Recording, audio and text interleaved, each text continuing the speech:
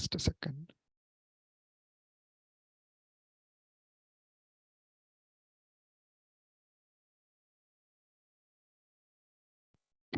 ॐ अज्ञानतिमिरान्धस्य ज्ञानाञ्जनशलाकया चक्षुरुन्मीलितं येन तस्मै श्रीगुरवे नमः।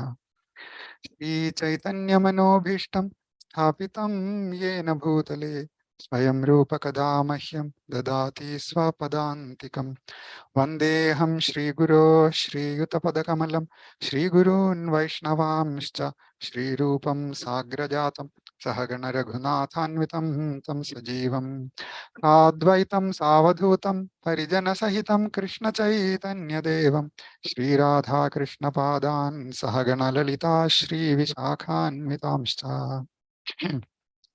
हे कृष्ण करुणा सिंधो दीनबंधो जगल्पते गोपेश गोपिकाकांत राधाकांत नमोस्तुते। तप्त कांचन गौरंगी राधे वृंदावनेश्वरी वृषभानुसुते देवी प्रणमामि हरिप्रिये। वाञ्छाकल्पतरुभ्यश्च कृपा सिन्धुभ्य एव च पतितानां पावनेभ्यो वैष्णवेभ्यो नमो नमः। नमो ओं विष्णुपादाय कृष्णप्रेष्ठाय भूतले श्रीमते भक्तिवेदांत स्वामिन्निति नामिने। नमस्ते सारस्वते देवे गौरवाणि प्रचारिणे निर्विशेष शून्यवादि पाश्चात्य देशतारिणे। जय श्री कृष्ण चैतन्य प्रभु नित्यानंद श्री अद्वैत गदाधार श्रीवासादि गौर भक्तवृंद। हरे कृष्णा कृष्ण कृष्णा हरे हरे हरे राम राम राम हरे हरे। नारायणं नमस्कृत्य नरं चैव नरोत्तमं देवीं सरस्वतीं व्यासं ततो जयमुदीरयेत्। नष्टप्रायेष्वभद्रेषु नित्यं भागवत सेवया भगवत्युत्तमश्लोके भक्तिर्भवति नैष्ठिकी। कृष्णाय वासुदेवाय देवकी नन्दनाय च नन्दगोपकुमाराय गोविन्दाय नमो नमः। ओम नमो भगवते वासुदेवाय। ओम नमो भगवते वासुदेवाय। ओम नमो भगवते वासुदेवाय। Once again, welcome back to the Sunday Bhagavatam discussion. So, we will discuss the summary of chapter 4 of Canto 1. So, we finished chapter 3. We went through different incarnations of Lord and all those different aspects by which Krishna is showing the kindness to this conditioned souls in the material world. Now Bhagavatam is so much helping us. As we know, once Krishna departed, Bhagavatam is actually taking in charge of uplifting the conditioned souls in this material world. Bhagavatam is the literary incarnation of Krishna, so it's non-different from Krishna. So in this chapter, so as we will see from this slide, let me share the slide.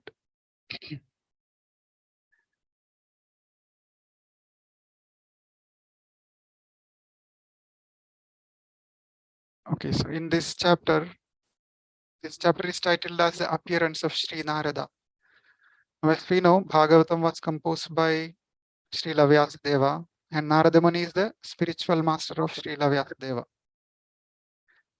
So here in this chapter, at the end of this chapter, we can see Narada Muni appears. That is his appearance, in the sense that his appearance in front of Srila Vyasadeva also. So in the beginning of this chapter, Shaunaka Rishi, who is one among the sages in the assembly of Naimisharanya, where Suta Goswami is speaking Bhagavatam for the second time. First time, Parikshit Maharaj was hearing Bhagavatam from Shukadeva Goswami. So Shukadeva Goswami spoke Srimad Bhagavatam to a large assembly, but mainly for the benefit of Parikshit Maharaj upon his request. But all the great personalities, including Vyasadeva, Narada Muni, etc., were there in that assembly. And Suta Goswami was one among in that assembly. So Suta Goswami is speaking again the same Srimad Bhagavatam, repeating what he heard from his spiritual master Shukadeva Goswami in the assembly of Naimisharanya. So Shaunaka Rishi is the leader of the assembly here, and Shaunaka Rishi is, they asked 6 questions in the beginning, and then we heard the answers also. Now they are asking more questions. Now here, chapter 4, the questions are mainly centered around 3 personalities, Srila Vyasadeva, then Shukadeva Goswami, and Parikshit Maharaj. Now there is a connection between these 3. Vyasadeva taught Bhagavatam, composed Bhagavatam, and taught to his son Shukadeva Goswami. Shukadeva Goswami repeated Bhagavatam to Parikshit Maharaj, and Parikshit Maharaj was so eager to listen to Bhagavatam. Now in this chapter we can see that the sages are asking, how did all this begin? Meaning, why Bhagavatam was spoken by Shukadeva Goswami to Parikshit Maharaj, even before why Vyasadeva composed Bhagavatam. So we will see those as some of the answers here, and then next chapter we will see the rest. So the second half of the chapter is talking about Vyasadeva's accomplishments, and then he, what all things he did, in connection to Vedas and Puranas, etc. So we will see that. Very nice chapter. It's not so long. It's a condensed chapter, but we have several nice details which we can discuss also. So in verse 3, the question was about Vyasadeva. So in what period and what place was this first begun, and why was this taken up, composing of Bhagavatam? And from where did Krishna Dvaipayana Vyas, that is his full name, Krishna Dvaipayana Vyas, the great sage, get the inspiration to compile this literature? So sages are very inquisitive, and they also would like to know what is behind all these things. Is it all of a sudden they've thought, maybe let me write a novel or something? These days people do. Is it like that, or is there a very, very elevated, significant intention behind this?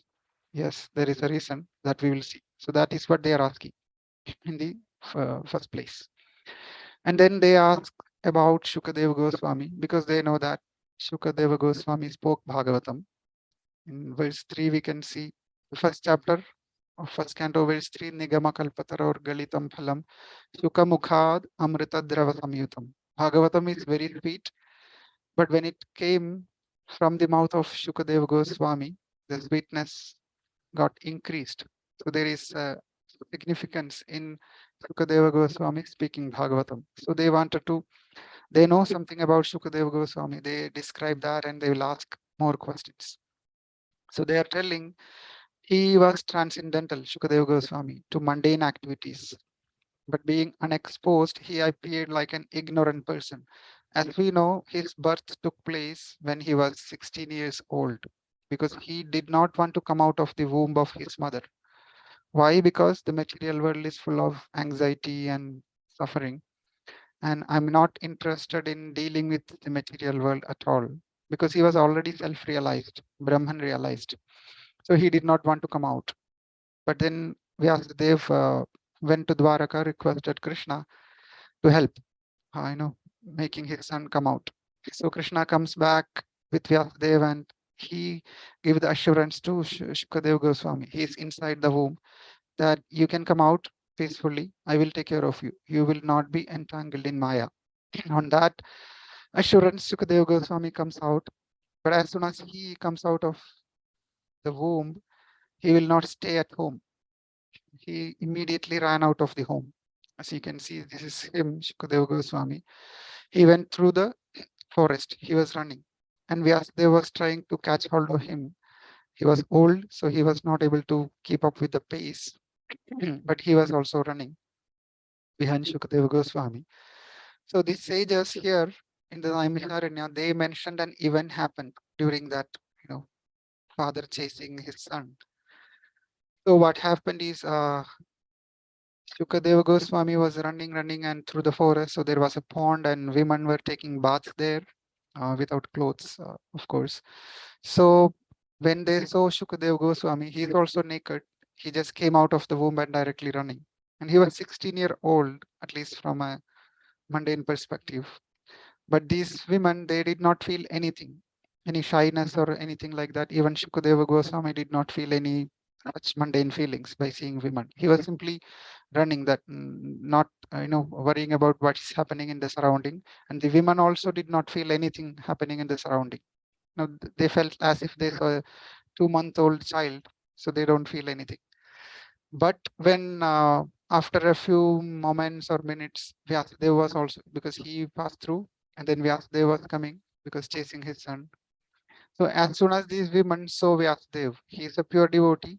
He is not affected by material modes of passion and ignorance, etc. But still, the women, they put the clothes back on because they feel some shyness. So the reason described here is, even they mentioned that the women, Sukadeva Goswami is so purified and he made no distinction between male and female. For him, this is a covering, body is a covering, and he sees everything as spirit, soul, parts and parcels of Krishna. So he was so elevated. But Vyasadeva, he is also pure. He can see everything as parts and parcels of Krishna, but he took up the position of a householder, a husband. That means he is acting as a male personality, at least in this scenario. So he had to distinguish between male and female for that purpose of executing his duties. So because of that reason, these women also felt the same way, and then they did the etiquette of covering their body in front of a great personality. He's acting as a male in this regard. So the point here is the exalted position of Shukadeva Goswami. As soon as he was born, he was such an exalted devotee, very elevated.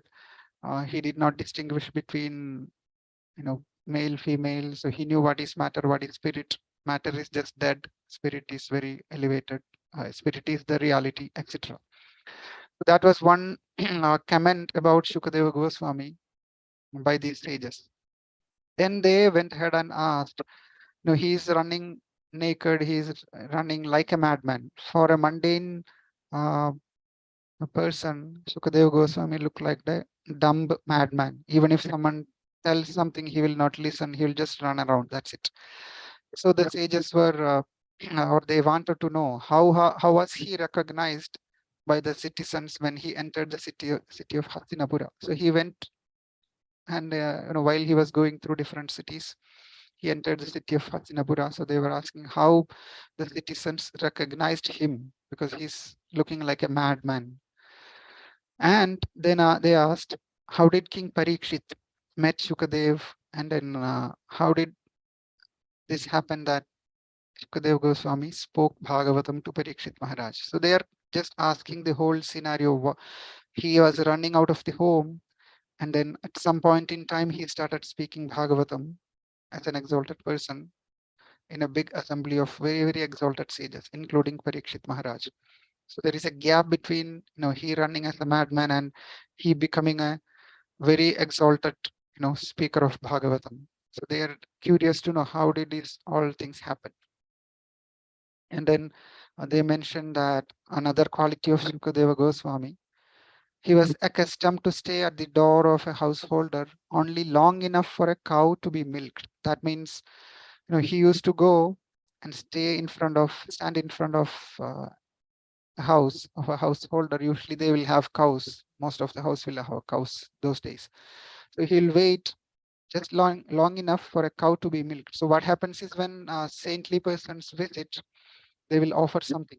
So as soon as Shukadeva Goswami comes also, they will milk the cow, get the fresh milk. These days we keep milk in the refrigerator for 1 day, 2 days, 3 days sometimes, and then boil it, etc. But those days, fresh milk. They'll milk the cow and then boil and give to the saintly person. Now Shukadeva Goswami, he will not stay there forever. He will just take some prasadam, some milk prasadam, and then give some association, so that the householders and the house itself will be blessed or sanctified. So he will stand there just to sanctify the residence. He doesn't look for more, luxurious sitting place and staying there for some days so that he can nicely have food and sleep. No, they don't think like that. All these sannyasis these days, we can see that also, they'll not stay for more than some time. So those days, this is a quality of a elevated person who is detached from these material pleasures.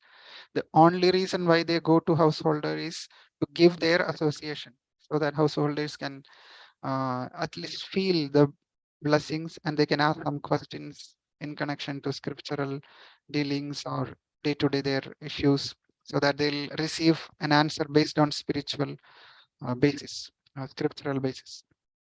So to give that association, he also visited householder life, and he was just staying there for few moments only. That is another quality of Shukadeva Goswami given here. Now they inquire about Parikshit Maharaj. So they ask, they know about Parikshit Maharaj. He is the emperor. So they express that Parikshit Maharaj is a great first-class devotee of the Lord. At the same time, he is a great emperor, and he has got all opulence inherited from his father Abhimanyu and Pandavas, etc. And then he was youthful also. He was not old. He was not old age. He was youthful. But during that time, why did he give up everything?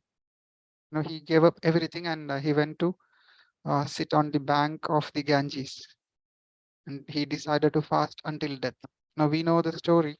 The 7 days, within 7 days, you will be um, facing the death, etc. That will come later. So the sages wanted that pastime to be repeated by Sutta Goswami for the benefit of the humanity. So they ask these questions: why did he give up everything, even though he has all opulence and no sufferings, etc. So part of that discussion, they also mentioned this one, this quality: those who are devoted to the cause of the personality of Godhead live only for the welfare, development, and happiness of others. They are not selfish. Now, Parikshit Maharaj, he had an opulent life, big palace, all kind of servants and all facilities. He could have enjoyed that by himself. But Srila Prabhupada mentions in one of the purports that the enemies, other kings, they will come directly to him without him going and defeating them, because they know the exalted position and power of Parikshit Maharaj. So they will come and give up everything, all the tax and all those things. So he had such an luxurious facilities, but he was not focused on enjoying himself. He is a very highly elevated devotee. So he was focusing on the welfare, development, and happiness of others. Now this includes upliftment of their consciousness, the citizens. He also took care of the activity in such a way that the citizens also will become Krishna conscious, so that they will have a nice life, and then they can go back home, back to Godhead also. So they do not live for any selfish interest. Now, even though Emperor Parikshit was free from all attachment to worldly possessions, how could he give up his mortal body, which was the shelter for others? That means he was acting for the welfare of others, and then why did he leave his body all of a sudden in 7 days? Then what will happen to his citizens? Those kind of questions they are asking. So very inquisitive, very relevant questions. Now, in response to these questions, so the question started with how did this all begin? Vyasadeva, why he composed Bhagavatam, and what was the reason, background, etc. So Suta Goswami will start like this: when the second millennium overlapped third, great Vyasadeva was born. So he starts with, when Vyasadeva was born, who was his parents, etc.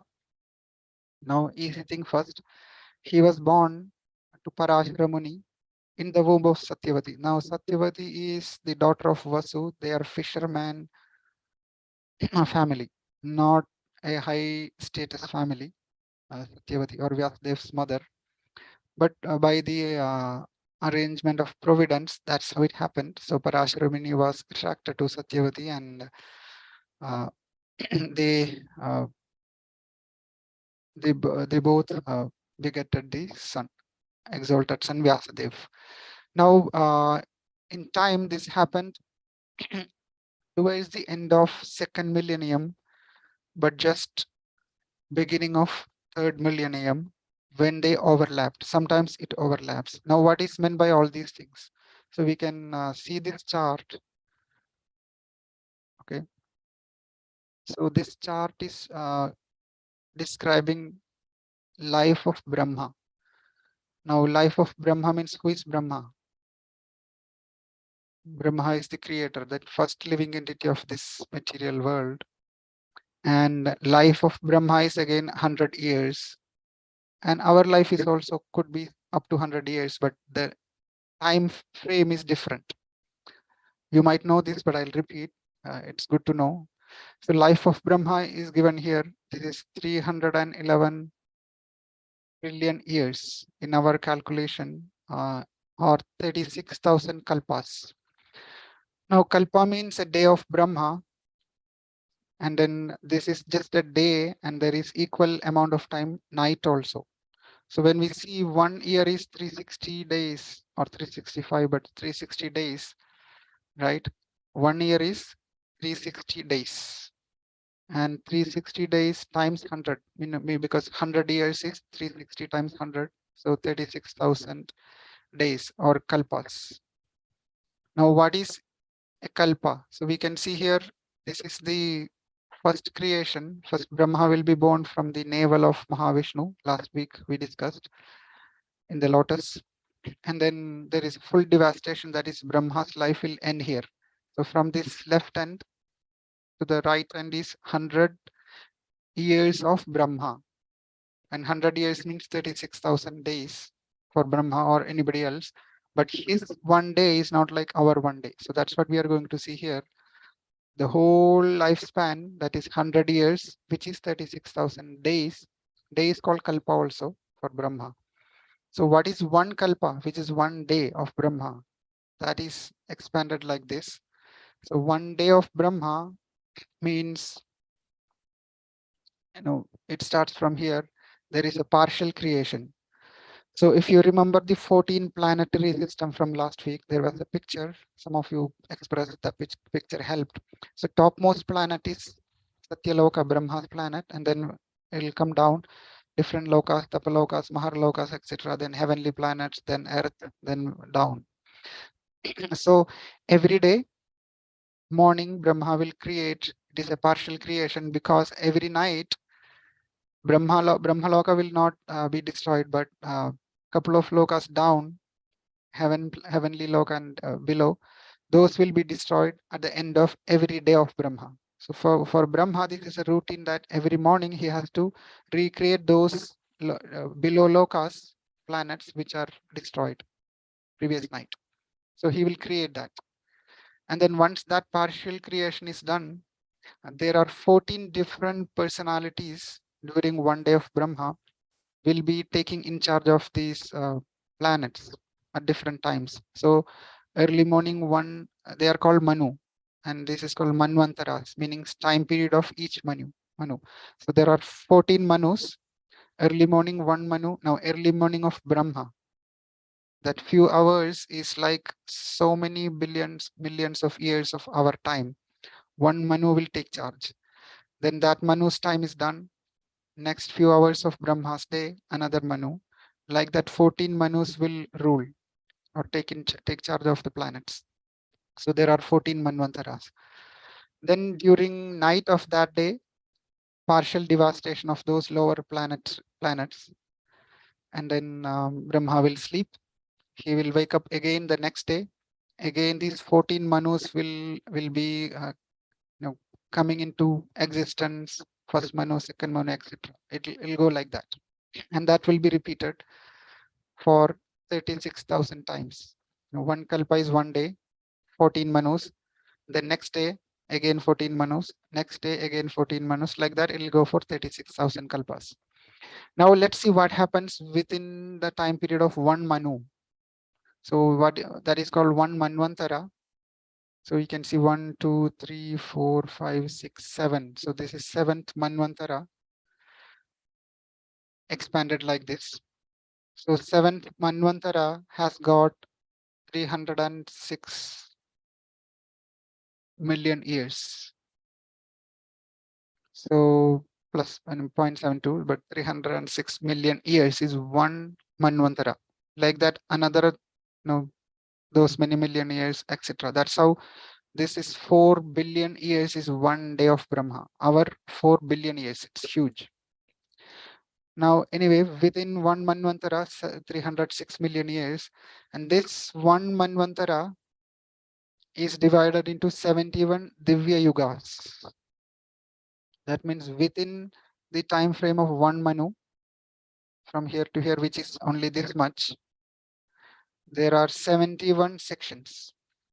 Now, what is a Divya Yuga? One Divya Yuga is 4 yugas put together. Now 4 yugas is, now it is shown here. One Divya Yuga is so small because they have to be 71 such small. Now this is one, like that 71 Divya Yugas will be there within the period of one Manu. Now here is a partial creation, partial devastation is again there within this. That will be like lower planetary systems. Now this 71 Divya Yuga is divided into one Divya Yuga is, one Manvantara is 71 Divya Yugas, and one Divya Yuga is including one Satya Yuga, one Treta Yuga, one Dwapara Yuga, one Kali Yuga, or a set of Satya, Treta, Dwapara, Kali Yuga. Together is called one Divya Yuga. Like that, there are 71 Divya Yugas within one Manvantara. So if you see within one day of Brahma, 71 times 14, which is something like 1000, like 71 times 14, around 1000 Divya Yugas are there in one day of Brahma. That means whenever Brahma wakes up, before he sleeps, these 4 yugas, Satya Yuga, followed by Treta Yuga, followed by Dwapara Yuga, followed by Kali Yuga, will repeat 1000 times just in a day of Brahma. That is a vacant state. Then Brahma will sleep for the same duration also. Okay. Now this now Vyasadeva was born during this Sandhya. Sandhya means the junction. So you can see Satya Yuga starts, and Satya Yuga is there for 1.7 plus million years, and Treta Yuga is 1.2 or 1.3 million years. Dwapara Yuga is 0.8 million years or 864,000, and then Kali Yuga is 432,000 years. If you want to remember this, the best way is remember Kali Yuga. Kali Yuga goes for 432,000 or 4,32,000 years. Dwapara Yuga is double the size of Kali Yuga. 432,000 times 2 is 864,000 or 8.6 lakh years. And then Treta Yuga is 3 times Kali Yuga. And then so some around 13 lakhs years. Satya Yuga is 4 times Kali Yuga, which is 17 lakhs years. So if you add all these things together, it is actually 10 times Kali Yuga is the Divya Yuga. That is 4.32 million years is 10 times Kali Yuga. So if you remember Kali Yuga number of years alone, multiply by 10, that is one whole Divya Yuga. Anyway, these numbers are confusing in the beginning. Maybe you have to hear for so many times, read it. Some point in time you may remember. It's okay if you know, even if we cannot remember. But the point here is, how big is Brahma? And then this is about one single universe. And then there are unlimited universe as we described last class. Also, just wanted to realize that we are so tiny. That's all. Okay. And then slowly we can understand it's very complicated, the creation, how Brahmaji does is very complicated scenario. But anyway, now here this is 7th Manvantara out of 14 Manvantara of this day or this Kalpa of the Brahma or this day of Brahma, particular day, 7th millennium. In that one particular Divya Yuga, there is Satya Yuga happened, then Treta Yuga happened. So what is mentioned here is there is an overlapping of second and third. So second is Treta Yuga and Dwapara Yuga, there is an overlapping. Meaning Treta Yuga ends here, but before Treta Yuga ends, sometimes Dwapara Yuga begins. Now, I don't know how does that work? How do we know Treta Yuga ends? Maybe the number of years. So then there may be, I don't know, few days overlap or few weeks or months or even 1 or 2 years overlap. I'm not very knowledgeable about that, but at least what is mentioned here is there's an overlap. So during that overlapping time, in Parashara and Satyavati, Vyasadeva was born. Okay. Now here is an elaboration of the same thing. So what is given here is one Manvantara, which is the Vaivasvata Manu. So here each 14 of Manu, there is a name, some other Manu. This seventh Manu is called Vaivasvata Manu, which we can see. The first Manu was Swayambhuva Manu. During that time, Dhruva Maharaj, Prahlad Maharaj, those pastime happened. And then there is a Chakshusha Manu, and then seventh, oops. So seventh Manu is called Vaivasvata Manu. Now during that time, Vyasadeva was born. So in that Manvantara, you can see this 71 Divya Yugas within that Vaivasvata Manu, which is shown here, different Divya Yugas. So this one means a set of Satya, Treta, Dwapara, Kali Yuga together. And then number 2 means again it will repeat Satya Yuga, Treta Yuga, Dwapara Yuga, Kali Yuga. Like that 28th Yuga cycle, it is also called Yuga cycle or Divya Yuga. Satya Yuga, Treta Yuga, Dwapara Yuga, Kali Yuga is repeating, and the same number of years which we just read before. During that time, Vyasadeva was born. But when? In the junction of Treta Yuga to Dwapara Yuga here, this time. Now there is a very high significance for this particular, that is 28 Yuga cycle of one day of Brahma. So again, going back here to get a full picture, this is full day of Brahma. And in the whole day of Brahma, Krishna, Lord Krishna directly, and Lord Chaitanya, they comes only once to this material world. During the whole day, only once Krishna and Chaitanya Mahaprabhu comes, and that is happening in this 7th Manu time. And within that, that's happening in this particular Divya Yuga, which is 28th. So within this long period, there is a particular Divya Yuga, that is a cycle of Satya, Treta, Dwapara, Kali Yuga. And 28th time, that time only Krishna and Chaitanya Mahaprabhu will come, and that is this where we are living. So we are very, very, very, very, very, very, very fortunate. And that is here. And Swayam Rupa Krishna. All other time Krishna, some other incarnations come. But during this time, where Vyasadeva was born, in that same Dwapara Yuga, Krishna appeared. And then that same Kali Yuga, Chaitanya Mahaprabhu appeared. Next Kali Yuga, Chaitanya Mahaprabhu will not come. So we are, we cannot imagine how fortunate we are. Okay. And I'm skipping the other names of Manus and all. Now, so Vyasadeva is born now. Okay. To Parashara Muni and Satyavati. And Vyasadeva was given all the needed knowledge, Vedic knowledge and all. He is again, this particular Vyasadeva is very special also. Usually other Dwapara Yugas, Vyasadeva will come, but those will be some living entities who are highly qualified. They will be empowered by Krishna.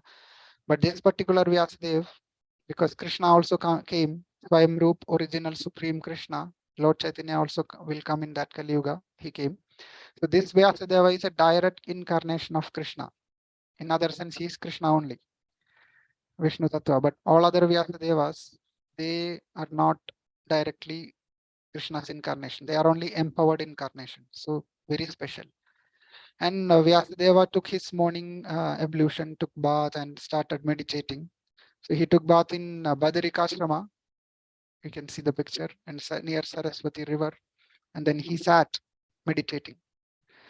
So he could envision, because this is Dwapara Yuga, the time is not so bad, people are still good, but he could envision the Kali Yuga just by meditating. He's so powerful, of course, incarnation of Krishna. So because of his knowledge, he could see that through his transcendental vision, the deterioration of the material aspects. All the material is in other words, Kali Yuga, what is happening in Kali Yuga, we all know. He could see faithless people in general, their life duration is coming down, and they are very impatient. They are lacking the mode of goodness. All these things he could see. And he was very compassionate as other devotees. He contemplated for the welfare of men in all statuses and all orders of life. These words are very important. All statuses and all orders of life. He did not focus on, let me give, let me be compassionate to the Brahmin families or elevated people. No, he was thinking about all kinds of people, because he could see Kali Yuga. Most of them will be Shudras, and they may be born in Brahmin family, but they will be also Shudras, or people will be suffering too much. And in Bhagavatam, it is described also. Bhagavatam was composed in Dwapara Yuga, early days of Dwapara Yuga. Kali Yuga has not begun, but in 12th canto, second chapter, the Kali Yuga, which we can see now, it is going to be worse. That is described. Some of these aspects are listed here. The power of all material objects will deteriorate by influence of time. Duration will be reduced. Memory is short, as we can know. We cannot remember so much. Most of the things we cannot remember. So that's why they've composed in a written form, Bhagavad Manual. And intelligence is meager. Land does not produce enough food grains, as we can see. Instead, they are building apartments even these days. So think about, this is the golden age of Kali Yuga, first 10,000 years. Right now we are in 5,000 plus some years. It has to go for 4,32,000, 4,32,000 years. So we are only 5% of the Kali Yuga or something. I don't know, 5 or some other number, maybe. Or small percent, not even 5. Or 1% or so, right? Anyway, small percent of Kali Yuga is now going through, and we can see these things happening. Cow does not give as much milk. All living beings, both men and animals, do not have sumptuous, nourishing food. Even these days, that's happening in some areas of the world. Less production of vegetables, fruits, and mutual dealings are full of hypocrisy. So he could see all these things. So he did not think that, okay, I am, luckily, fortunately, I am in Dwapara Yuga. I know Kali Yuga is going to be too bad. I don't need to live in Kali Yuga, so I'm so happy. No, he never thought like that. He thought, what can I do to help these Kali Yuga people? That is what his contemplation is all about. So he has started composing these Vedas. Now, originally there was only one Veda, and the name was Yajurveda. Now, Vedas is, they are coming from the mouth of Lord himself, but it came through the disciplic succession, Lord Brahma, then Narada Muni, and Vyasadeva. So Narada Muni is the spiritual master of Vyasadeva. So Vyasadeva was thinking, yes, Vedas exist, but how can these Kali Yuga people, they don't have enough memory, they don't have intelligence, they are distracted, life is so horrible. Single Veda, which is condensed form, how can they understand even a word from this Veda? Without understanding, how do they live a religious life? Definitely they cannot. So I should do something so that their life will be simpler in understanding these Vedic literatures. So he divided Vedas into 4. So Vyasa means division. His duty, Vyasadev's duty is to divide Vedas. So he divided into Rigved, Samaved, Yajurved, and Atharvaved, which are famous these days. We may not know the Vedic hymns, but we have heard these exist. Now he also composed something called Fifth Veda, which are Puranas and Itihas. And the reason is mentioned in the next couple of slides. So we will wait for that. And Mahabharata and Ramayana are two of the famous Itihas. They are histories, mostly stories. And then Puranas, Bhagavat comes, Srimad Bhagavatam is coming within the Purana category, even though Bhagavata is the ripened fruit of all Vedic literature, essence of all Vedic literatures. And then Ramaharshana Sutta, who is Sutta Goswami's father. Now, currently, Sutta Goswami is speaking Bhagavatam to the sages, because he heard from Shukadeva Goswami. Before Ramaharshana Sutta, who is the father of Sutta Goswami, he was also speaking Bhagavatam. That story will come later. So Puranas are interested to Ramaharshana Sutta, and these things will be interested to other personalities we will see in the next slide. But Vyasadev, he divided in one Veda into 4 Vedas. Then he also created these Itihasas and Puranas. So this is out of compassion, so that Kali Yuga people, at least some people, can understand this division of Vedas, but some even cannot understand that. People like me, no. So we need some stories. So he created Mahabharata, Ramayana, and then Puranas, Bhagavatam. And then within Mahabharata, he squeezed some philosophy, which is Bhagavad Gita. So he's very intelligent also. Now, these Vedas, 4 Vedas, are entrusted to different scholarly personalities. Rig Veda was entrusted to Paila Rishi, Samaveda to Jaimini Rishi, Yajurveda to Vaishampayana Rishi, and Atharva Veda into Sumantu Muni, Angira Muni, etc. And then they taught their disciples, and then they taught their grand disciples. Great. So the chain is coming down, this Vedic knowledge. So that has been taken care of. And then we will see why the Itihasas were composed, etc. here. Now, one qualification somebody needs is to understand Vedic knowledge, Vedas, this Yajurveda, Samaveda, etc. is they have to go through all these samskaras just before they are taking birth and during their lifetime. If one doesn't go through these samskaras, it's not easy to understand the Vedic literatures. But as we know, all the people are not able to go through these samskaras also. So in real quick, I thought of, I got this particular chart from somewhere else. I did not make this chart on my own. Someone else did. So glories to him or her. I just got from Google. So this is taken from Manusmriti, the information. There are 40 samskaras. Samskaras means purificatory process. But out of 40, there are 16 major samskaras, which is listed here, starting with Garbhadhana samskara, which is something done when the child is in even before coming into the womb of the mother. So before the conception, before father and mother meets, even before that, the parents are supposed to go through Garbhadhana samskara. And the details are there. I think some 90 days or something like that. They have to be physically isolated and chant some mantras, and ISKCON, they'll be chanting Hare Krishna Mahamantra for number of times a day and things like that. Follow some strict regulations, and then they come together. Then they'll get a very nice soul who can be cultivated very easily, reasonably easily, as a Krishna conscious child.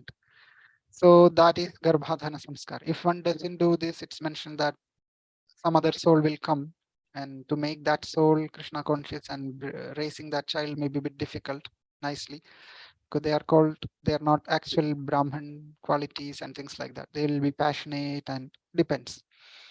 Anyway, and then in 3rd month of pregnancy, again, child is in the womb. There is something called Pum Savanam. Then for protection of the mother before childbirth, some samskara called Simantam. Then Jata Karmam is very common for intellectual development of child. Child is out of the womb, so Jata Karmam is done. Then Namakaranam is very common. We give a name, but there is a ceremony when to do, some ritual has to be followed. Then Nishkarmanam, taking child first time out of house, there is a particular time, etc. Some process has to be followed. Annaprashanam, common, first time feeding solid food, which is prasad, offered to Krishna, then given to the child. Chudakaranam, first time cutting the hair, that is famous. And Karnavedam is piercing ear. Vidyarambham is child is taught to write first time. Upanayanam, wearing sacred thread. Now we see this is not done for all. No, only Brahmin families do many of these. Maybe Vidyarambham, Annaprashanam, these are commonly done. And Praishartham, before and after each year of study. Then Keshantham for boy, first shave. And Ritu Suddhi, first menstrual cycle for a girl. There is a ritual. And Samavartanam, end of student life, meaning now going to take up either householder life or sannyas or things like that. Then Vivaham is a ceremony also. These days, Vivaham is a celebration. They don't care about any rituals or those that. It's completely changed, Kali Yuga. And then Antyeshti, Antima Samskara, last rites. So these are major rituals. And as we can see, many of these things are not covered by or done by many families. And in Western countries and all, they may not even do most of it. They'll give a name in the hospital itself without any rituals, etc. So people are ignorant about these samskaras. Now, without going through, how can they understand Vedic system, Vedic knowledge, Rigveda, Yajurveda? They cannot. So Vyasadeva is very compassionate. He knew that this is not going to happen. Now, this is those rituals in pictorial form. This is what going to happen. So Vyasadeva composed other literatures. So who is very kind to the ignorant masses, edited the Vedas so that they might be assimilated by less intellectual men also. So they were thinking out of compassion that it is it is wise that this would enable men to achieve ultimate goal of life. Without studying the original Vedas, still they can achieve love of Godhead, in a sense. For that, he wrote Mahabharata. And this is mainly meant for laborers and friends of the twice born. That means maybe they are born in Brahmin family, but they did not go through this purificatory process, or they do not have enough intelligence. So they are called Dvijabandhus. They may not follow the proper etiquette of Brahmins, but they are in that family. Or women is mentioned here. That is a little controversial sometimes. But in Kali Yuga, the men and women, they are all coming under these. We are all same, coming under Shudras. We don't need to distinguish. You are a woman, I am a man, I am more intelligent. No. In old Vedic civilizations, women were not given chance, or they had different for different reasons. They have to take care of child, and their hormonal systems are very sensitive and things like that. Due to that, they were not able to learn Vedas. But women are not as devotees. There is Srila Prabhupada did not discriminate between women and men. He told once, Yamuna Mataji, you are not a woman. Yamuna Mataji is a disciple. You are not a woman. You are a spirit soul. You are equally qualified like other devotees, men also. And then he entrusted the whole temple leadership to women, puja and all those things. So he did not discriminate. Once you are a devotee, you are equally intelligent. So no worries. So they've composed this for less intelligent people in general.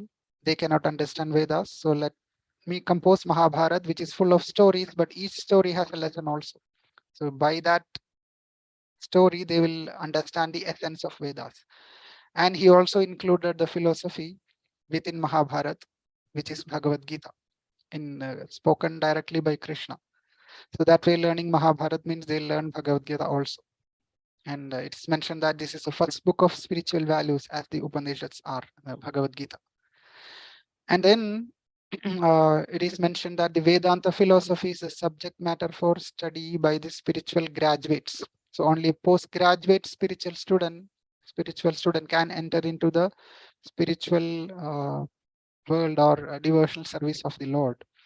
But then how can one, how can less intelligent people go to the spiritual world or execute devotional service? If they have to be postgraduate student, they have to understand Vedanta philosophy. So that's why Lord Chaitanya, Krishna himself, came as a devotee, demonstrated that, see, by doing this, you can go to spiritual world. You can execute devotional service. By doing what? So Lord Chaitanya preached the teachings of Srimad Bhagavatam only. And what is Srimad Bhagavatam? Which is the essence of all Vedic literatures. But the difference is Srimad Bhagavatam glorifies Krishna directly. We will see that also. So Srimad Bhagavatam is better than Vedic literatures in that sense. And Lord Chaitanya Mahaprabhu is a great professor of that, spreading the Srimad Bhagavatam. In other sense, he was spreading Vedanta philosophy by taking Srimad Bhagavatam and spreading the message of Srimad Bhagavatam. So he empowered everyone, regardless of which country, which caste, what kind of intelligence you have, dull or good intelligence, no discrimination. everyone can take up this process of chanting the holy name. Hare Krishna, Krishna Krishna, Hare Hare, Hare Rama, Rama Rama, Hare Hare. So by doing that and reading Srimad Bhagavatam regularly, Nityam Bhagavata Sevaya, which we are doing, we can also we can go beyond the realm of Vedic, all those 4 Vedas, because Bhagavatam, we will see why the significance of Bhagavatam over the Vedas. Now, Vyasadev composed all these Vedas, divided all these Vedas. He composed Itihasas, Mahabharata, Ramayana, etc. But his mind was not satisfied. We can see this picture. He's just somehow or other, he's not feeling full satisfaction. So he was thinking, why is it, etc. So thus being dissatisfied at heart, he began to reflect. Think, he was praying to Lord and then reflecting himself. And he knew the essence of religion. So he was thinking like this: I have, under strict disciplinary vows, unpretentiously worshipped the Vedas, the spiritual masters, and the altar of sacrifice. I have also abided by the rulings and have shown the import of disciplic succession through the explanation of the Mahabharata, by which even women, Shudras, and others, friends of twice born, can see the path of religion. So I did so much. I composed different Vedas, divided the Vedas for the scholarly people. I even composed Mahabharata, Ramayana, etc. for the less intelligent.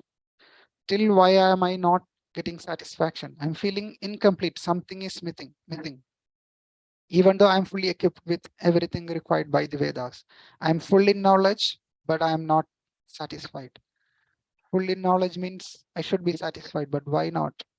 Something is missing. So he was thinking like that. Then it's also mentioned that he got this feeling.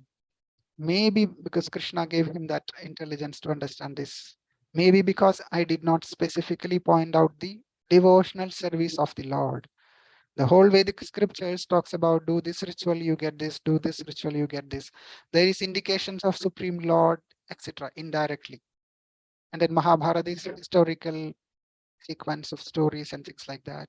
Bhagavad Gita is full of instructions by Krishna. But I did not glorify devotional service, bhakti, which is dear both to perfect beings and to the infallible Lord. So bhakti is very, very dear to Krishna himself and their pure devotees. So we went through this verse in chapter 2. Savai pumsam paro dharmo yato bhakti radhokshaje ahaituki apratihata yayatma suprasidati, satisfaction.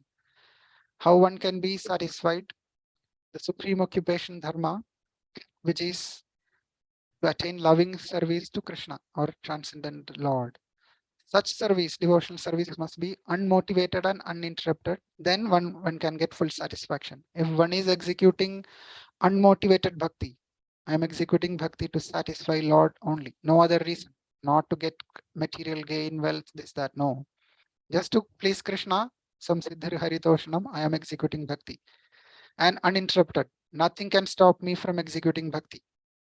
You can cut the electricity, you can throw me out of the house, you can avoid giving me food or this, that. A pure devotee will never stop executing bhakti. The example which we discussed is Prahlad Maharaj. Hiranyakashipu tried to kill him in all different ways. All the time he was completely executing bhakti, remembering Krishna, no interruption. And many, many other devotees we can see. Srila Prabhupada, all difficult situations in the United States, even in India, he was trying to preach. Nothing could stop him. He was keep on going, uninterrupted. So that bhakti only will give satisfaction. Vyasadeva understood. Of course, he is a pure devotee. He is incarnation of Krishna, but he is giving us lesson. This is by the arrangement of providence. He was going through this dissatisfaction, and then the same Krishna gave him this realization. As soon as he started thinking like this, wonderful thing happened. His own spiritual master, Narada Muni, got the message, because Krishna knows everyone's heart. So Narada Muni, in his heart, through Krishna's revelation, he understood my disciple is suffering by, he's going through this dissatisfaction. I have to go and help him. So Narada Muni reached the cottage of Krishna Dvaipa and Vyas on the banks of the Saraswati in the Badrikashram. While he was going through this regretful situation, he did not do anything wrong.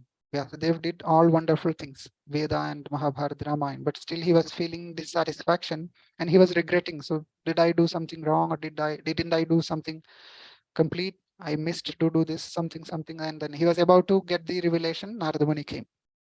Now, in the purport, Prabhupada mentions the vacuum felt by Vyasadeva was not due to his lack of knowledge. He was completely knowledgeable, full Vedic knowledge he had. So that means full knowledge alone will not give us satisfaction. He was empowered divinity, but he felt none of his works were transcendental activities of Lord, or it's not properly explained. Now, this is inspired by Krishna only, and it is expressed that without transcendental service, everything is void. That means even if we acquire so much knowledge, I know the names of all different incarnations, I know the names of all samskaras, I know which verse in Vedic hymn talks about this particular samskara, or I know this, that, I know number of years Brahma lived, the exact numbers in millions, trillions, all those things I can explain. That will not give us satisfaction, that alone, unless we execute devotional service. Knowing that is good, provided we know the purpose of that. Veda is to survive. Ahameva Vedyo. Studying the Vedas is meant to learn about me, Krishna speaks. And then learning about Krishna will be followed by following Krishna's instruction. And that will be followed by the effect of following Krishna's instruction, which is achieving love of Godhead. So everything is tangible without any separate attempt at fruitive work or empiric philosophical speculation. So you don't need to execute rituals for fruitive gains, or you don't need to interpret the scriptures to understand something. Just by executing transcendental service, everything will be taken care of. That is what we learn from here. And the last verse, Narada will arrive, and then as soon as Vyasadeva sees Narada, he will get up from his meditation place. He will pay obeisances and offer all respects, and he worships Narada, and it is given same veneration equal to that given to Brahmaji, the creator.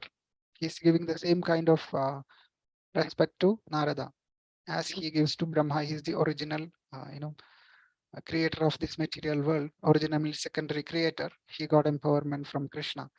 And the reason is Brahmaji is the original student of the Vedas, because he got Vedic knowledge from Krishna. And then he taught Vedas to Narada Muni. Brahma taught to Narada.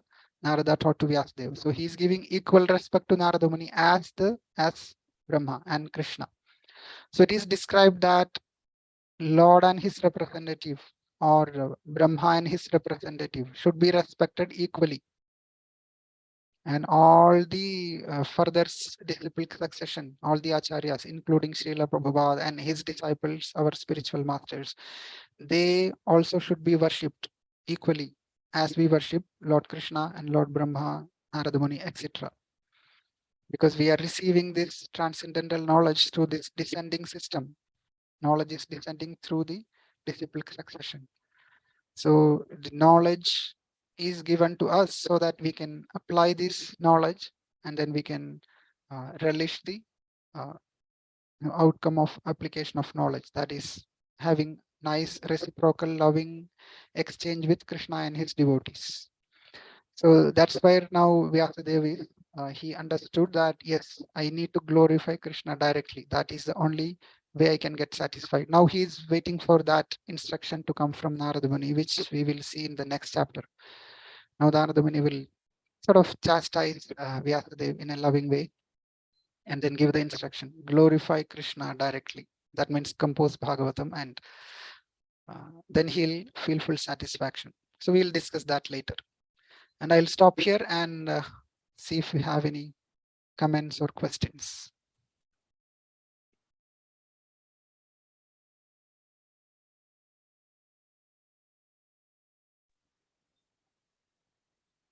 Or any reflections. Hare Krishna, Prabhuji. Hare Krishna, Prabhu. Prabhuji, this subject is really very difficult to understand, and it's a vast and deep subject. It is to, in 1 hour or in 1 day or 1 month we cannot finish it. Yes. It is very vast and very interesting also, and a Yeah. lot of doubt also coming, and you don't know when it will clear. Yeah, you can ask The me personally if one you have yes, one more or two doubts. questions. Yes, Yeah.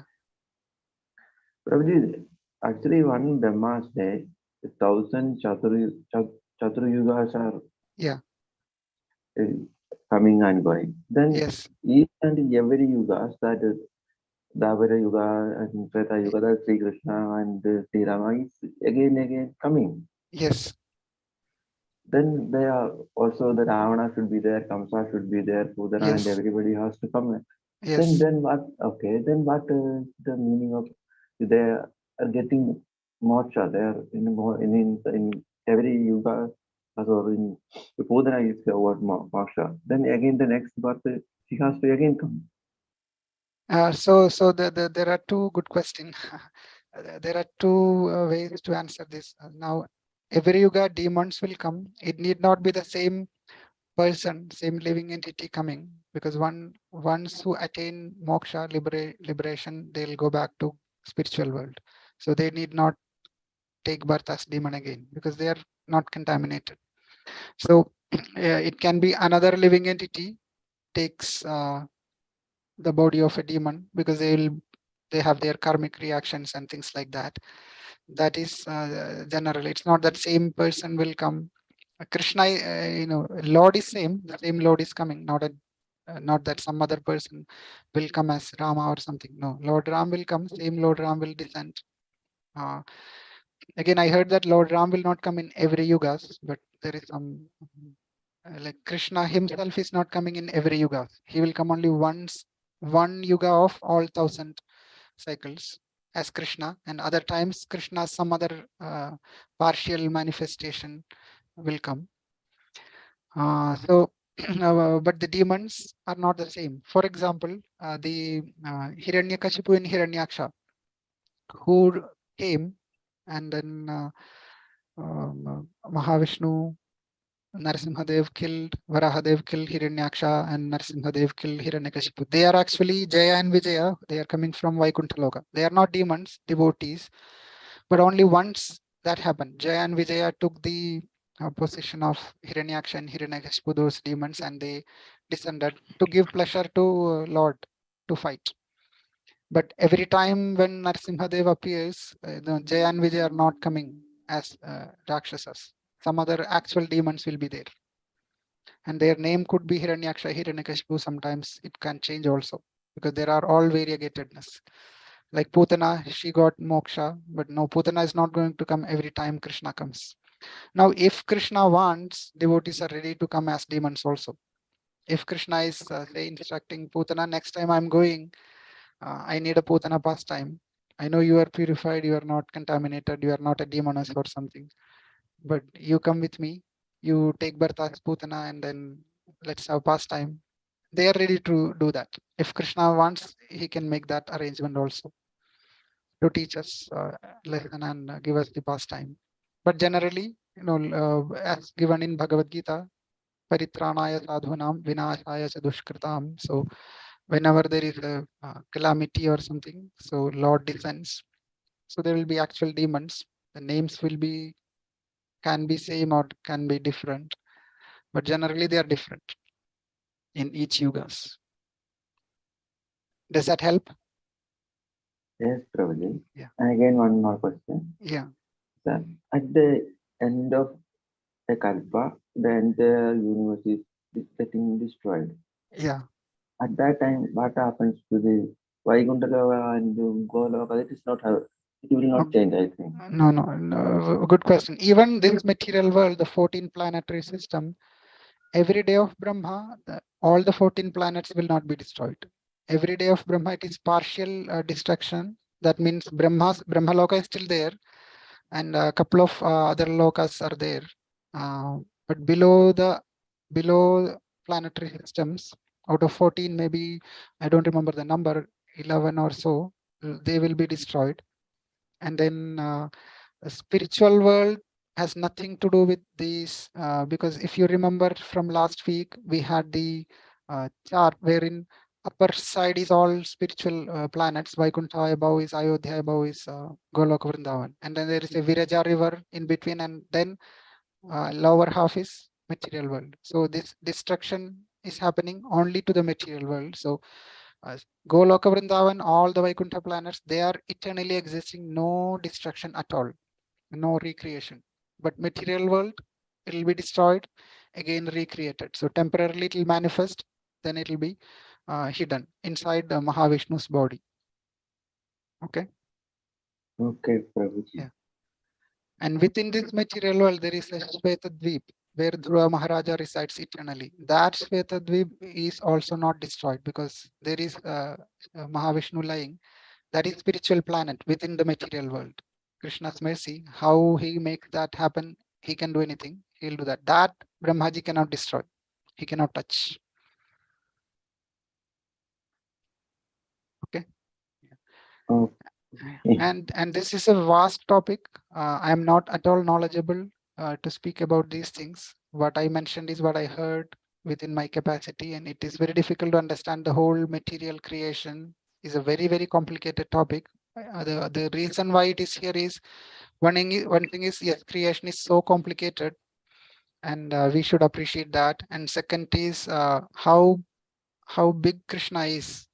This is like a tiny aspect of whole entire existence, and that itself is so complicated. So Krishna must be like way inconceivable, because Jiva Goswami mentions in his writings that unless one accepts that Lord, Supreme Lord is inconceivable, there is no point in trying to understand Lord anything further. If one wants to understand Krishna, first thing we have to know is Krishna is inconceivable. If he cannot accept, no, Krishna is conceivable, I can know Krishna completely, then we cannot even understand Krishna a tiny bit. So first thing is we have to know. So these things will help us to know that, oh, Krishna is very inconceivable. Even Brahmaji himself is inconceivable for us. How did he create the whole thing? He lives for like so many trillions of years, etc. So this is one tiny universe, and there are unlimited universe. There are 1,000-headed Brahmas or multi-headed Brahmas in those universes. They are much more powerful, and this is again material world. So just to give us those details, and then if one is intellectually inspired, they can study more and then appreciate more and more about Krishna. But they should never stuck with knowledge alone. Our focus is devotional service given by Chaitanya Mahaprabhu, chanting and hearing. So even if we cannot understand, it's okay. We can hear and appreciate and move forward with our whatever we like within devotional service. I like to sing or cook or this, that, and focus more on that, and keep hearing also. Okay. okay, Prabhuji. Prabhuji, Thank you. Yeah. actually, I missed the last week's class. Anyway, in YouTube, through the link, Yeah, there is. Yeah, please listened. watch and let me know if you have any questions on that, or even this one. If you have any questions, you can let me know. If it is within my knowledge, I will let you know. Otherwise, I can Okay, get one from more somewhere small else. question, Yeah, yeah. Prabhuji. Mhm. In that incarnation, one Baladeva is mentioned. Who is that actually Baladeva? Bharata. No, Oh, okay. not Baladeva. Baladeva. Badarayani. I did not get the name you are speaking. Is it Bharata or Badarayani? No, Baladeva. Oh, Baladeva. Baladeva. Oh, Yes. Baladeva is Balaram only. Krishna and Balaram, right? The same word. Yeah, yeah. Krishna Baladev is and Balarama in the Vrindavan. The same. yes, yes. Baladev is another name for Balaram. Just sometimes Okay. Balaram is called Baladev also. But in Krishna, one book is that is gone. Ah. It is at the end of that Krishna in disappearance time. The Balarama appeared as Ananda and left the world. So Yeah. it is not Krishna. Balaram is so Anantadev, the Anantashesha is actually manifestation of Balaram or Baladev. And Ananda and Krishna is the same. Now, see, Krishna is the source. We had a chart in last, if you listen, you will know. Krishna is the original source, Ishvara Paramah Krishna, Supreme Lord. And then Okay. first manifestation is Balaram or Baladev. You can name this way or that way. So in that sense, Krishna and Balaram, they are same. They are not Same two only, different yes. persons. And then Balaram will manifest himself into Vasudev, Niruddha, Pradyumna, Sankarshana, or Vasudeva, Sankarshana, Pradyumna, Niruddha. And then again manifest as Narayan. And then from that Narayan, another Sankarshana will come. From that Sankarshan, Mahavishnu will come. So they are all the same person. So in that sense, Balarama and Krishna same, Balarama and Ananta is same, Ananta and Krishna same, Vishnu and Krishna same. They are all same, but different manifestations. Some are partial manifestations, meaning all the opulences or qualities are not expressed or manifested in Vishnu. So Vishnu will not play flute. It's not that Vishnu cannot play flute. Vishnu is Krishna only. He can play flute. But in his Vishnu manifestation, the purpose function is different. So he'll not play flute. It is like you are a father, I am assuming, correct? Or at least a householder. So, or take an example of father. At home, the father may do all sort of things, play with kids, this, that. They'll fight with kids, father will be defeated. But go to workplace, father is same person, no difference, but look is different. He will not wear the same cloth at home. And he will not manifest all those activities which he does at home. Workplace, very respectable person, very, less talkative and serious and things like that. It's not that he can do the same activities at workplace. He's capable, capacity is there, but not manifested. Like that, Krishna will be manifested in different forms for different functions. So Anantayesh is one expansion like that. But he's expansion of Balaram in that sense. Is that okay? Okay, Prabhuji. Hare Krishna. I am stopping here for further question for other devotees and time is also short. Yeah, thank you for your kindness. Thank you. Yeah. Hare Krishna. Anybody else? Any comments, questions?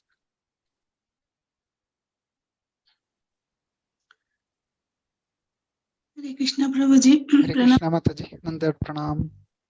Yes, no questions because the first whatever you explained, it is quite difficult for me. Yeah. So, but essence of the means now how much you explained, that is from the Srimad Bhagavatam, that last sloka, that 1.6, the Savai Pumsham Paro Dharma. Yes. Yeah.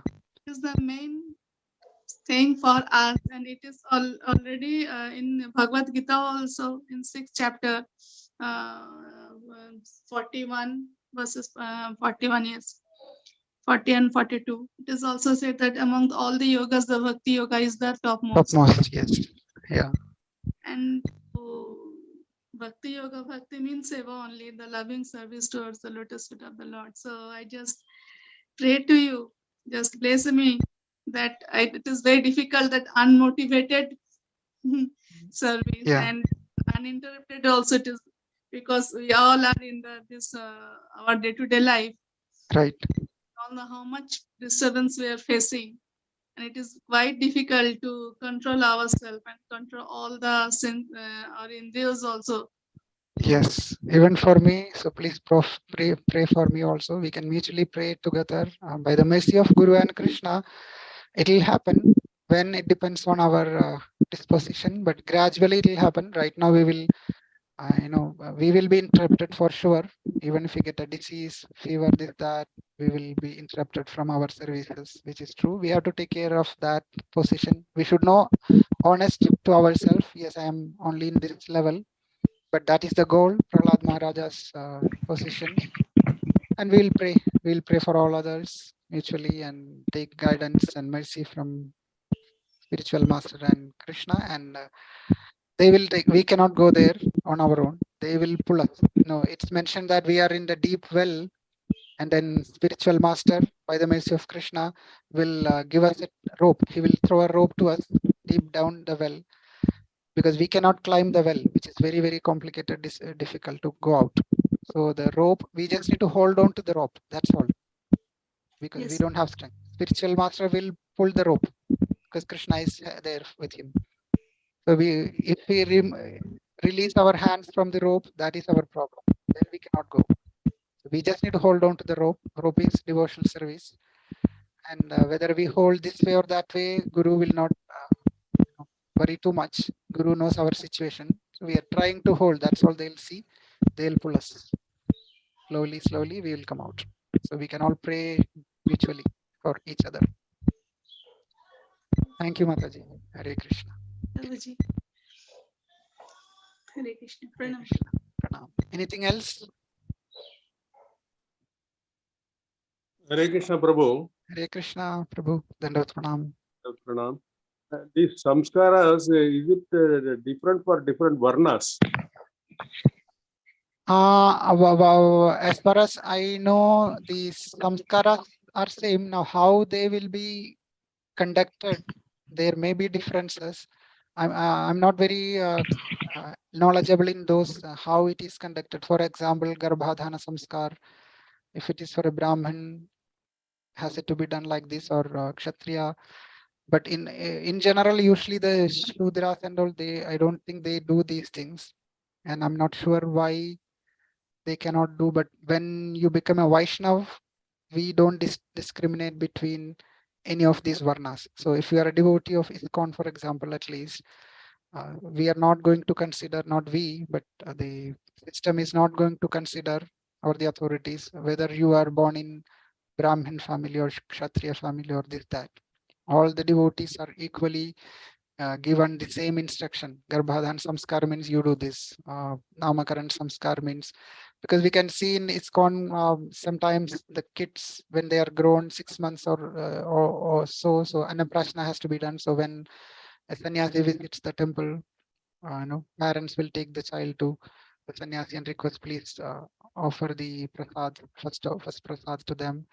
So they'll not ask, are you a Kshatriya or nothing like that. They'll just do the same way for all. So within this system, it's very simple. But in olden Vedic civilization, I don't know. But in olden Vedic civilization, it's mentioned, Prabhupada mentioned that Shudras and low class, they will do only Vivaha Samskara. They will not do any of other Samskaras at all. So at least in my understanding, the Samskaras are same, but it's not done for other families because of the way they live their life, or cleanliness or qualification based on that, I think. It's a bit complicated to answer that question in the current times, but in the Vaishnava communities, at least within ISKCON, there is no difference. It's done all same way. All the 16 samskaras, are they recommended in ISKCON? In one sense, let me go to that. So Garbhadhana is recommended, and then some devotees do. It is recommended. Now, most important I have heard is Garbhadhana is usually if we approach Guru before conceiving, then Guru will instruct to do Garbhadhana Samskar. And then Jata Karma is done. That is very common, even otherwise also we all do outside also. And then Namakarana, these things are done. Annaprashna. Now this Chudakaranam, first cutting of hair, I don't know how seriously different families will do, how serious it is. Some may do, some may not. And then piercing ears, some may not even pierce the ear these days. Those are not as significant as other, especially Garbhadhan is very, very significant because we are inviting a soul. If you want to get a nice soul, that is to be done. Then Upanayanam is not done unless, in ISKCON, so what happens is, if I have seen Brahmin families, before coming to ISKCON, they are Brahmins and they have this Upanayanam. So they do Upanayanam for their sons when they are 12 years or something, according to the Vedic system. But other families, I'm not from a Brahmin family. I'm a Hindu family, but Brahmin, now living as a Vaishnava. So for us and all, we don't do Upanayanam. So even in ISKCON, we don't do Upanayanam.